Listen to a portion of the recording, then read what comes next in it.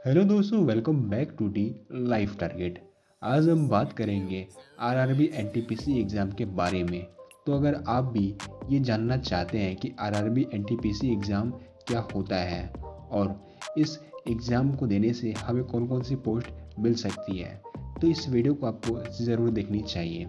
इस वीडियो में हम आपको आरआरबी एनटीपीसी एग्ज़ाम क्या होता है, इस एग्ज़ाम से रेलवे में कौन कौन सी पोस्ट पर भर्ती की जाती है, साथ ही इस एग्ज़ाम को देने के लिए एलिजिबिलिटी क्राइटेरिया क्या है और इसका एग्ज़ाम पैटर्न क्या होता है, साथ ही साथ पोस्ट पर सैलरी कितनी मिलती है, इन सभी को डिटेल में बताने वाले हैं। तो चलिए दोस्तों, शुरू करते हैं आज के इस वीडियो को।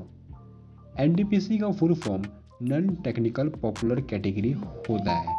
ये एक एग्ज़ाम है जो आरआरबी यानी रेलवे रिक्रूटमेंट बोर्ड के जरिए रेलवे में नॉन टेक्निकल कैटेगरी के पोस्ट में भर्ती के लिए आयोजित की जाती है, जिसमें कि आपको नॉन टेक्निकल पोस्ट के लिए अप्लाई करना होता है। नॉन टेक्निकल पोस्ट में क्लर्क, टाइपिस्ट, अकाउंट असिस्टेंट और ऐसे ही कई सारे पोजीशंस शामिल हैं, क्योंकि आरआरबी द्वारा इस एग्ज़ाम के जरिए नॉन टेक्निकल पोस्ट में भर्ती करवाया जाता है।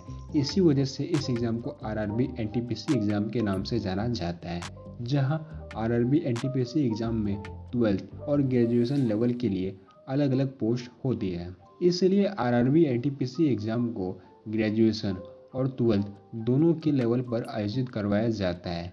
जहां पोस्ट के बारे में डिटेल में बात करें तो यहाँ आरआरबी एनटीपीसी के जरिए 12वीं पास के लिए जूनियर क्लर्क कम टाइपिस्ट, अकाउंटेंट क्लर्क कम typist, junior time keeper, train clerk, commercial cum ticket clerk जैसे पदों पर भर्ती होती है।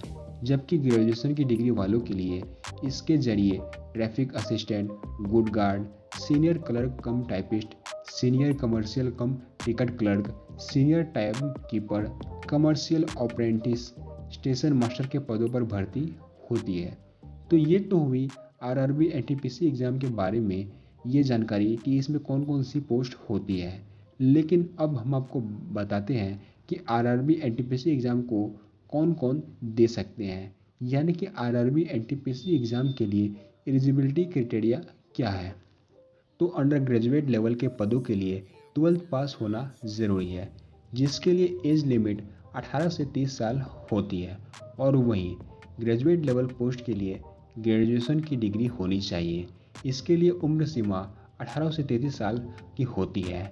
इसके अलावा SC ST OBC कैटेगरी व अन्य रिजर्व कैटेगरी में आने वाले उम्मीदवारों को अधिकतम उम्र सीमा में छूट दी जाती है। साथ ही साथ एक इम्पॉर्टेंट बात हम आपको बता दें कि कैंडिडेट को फिजिकली फिट होना भी ज़रूरी है।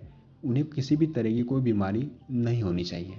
तो ये तो बात हुई एलिजिबिलिटी क्राइटेरिया की, लेकिन इसके एग्ज़ाम पैटर्न को भी समझना इम्पोर्टेंट है, क्योंकि जब भी आप आरआरबी एनटीपीसी का एग्ज़ाम देते हैं तो एग्ज़ाम से पहले आपको ये पता होना चाहिए कि एग्ज़ाम किस तरह से होता है और कितने स्टेज का होता है और उस एग्ज़ाम में क्या क्या आपसे किस तरह के क्वेश्चन पूछे जाएंगे। तो ये भी जानना इम्पोर्टेंट है।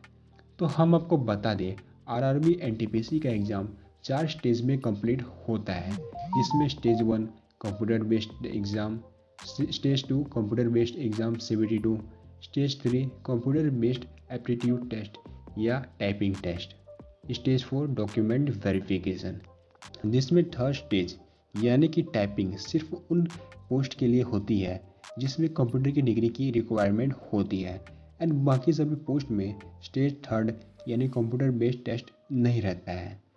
यानी कि आपको स्टेज 1 यानी कि CBT 1 का एग्ज़ाम और stage 2 computer based test CBT 2 और इसके बाद डायरेक्टली थर्ड स्टेप यानी कि डॉक्यूमेंट वेरिफिकेशन ही देना होता है। मोस्टली पोस्ट में यही 3 स्टेज रहता है। बस कुछ पोस्ट को छोड़कर कुछ पोस्ट ऐसे हैं जिसमें आपको स्टेज थर्ड यानी कि कंप्यूटर बेस्ड टेस्ट यानी कि टाइपिंग टेस्ट देना होता है। तो ये तो हुआ इसके बारे में शॉर्ट में जानकारी, लेकिन अब हम इसके बारे में यानी कि इसके एग्ज़ाम पैटर्न के बारे में डिटेल में समझ लेते हैं। स्टेज 1 CBT 1 या प्रिलिमिनरी एग्ज़ाम, ये एग्ज़ाम ऑब्जेक्टिव टाइप का होता है और इसमें आपको general awareness, arithmetics, general intelligence और रीजनिंग के क्वेश्चन मिलते हैं। इसमें 100 क्वेश्चन होते हैं। इसके लिए आपको 90 मिनट का समय दिया जाता है। इसके बाद स्टेज 2 यानी मेन एग्ज़ाम की बात करें तो अगर आप प्रिलिमिनरी एग्ज़ाम क्लियर कर लेते हैं तो इसके बाद आपको मेन एग्ज़ाम देना पड़ता है। इसमें भी ऑब्जेक्टिव टाइप के क्वेश्चंस होते हैं और इसमें general awareness, arithmetics, general intelligence और रीजनिंग के क्वेश्चन होते हैं। ये एग्ज़ाम भी 120 क्वेश्चन का होता है और यहाँ भी आपको 90 मिनट का समय दिया जाता है। और अगर आप इस मेन एग्ज़ाम को पास कर लेते हैं तो इसके बाद आपको स्टेज थर्ड, जो कि सभी पोस्ट के लिए रिक्वायर्ड नहीं है, ओनली उस पोस्ट के लिए ये स्टेज थर्ड है जिसमें कंप्यूटर की डिग्री की रिक्वायरमेंट होती है।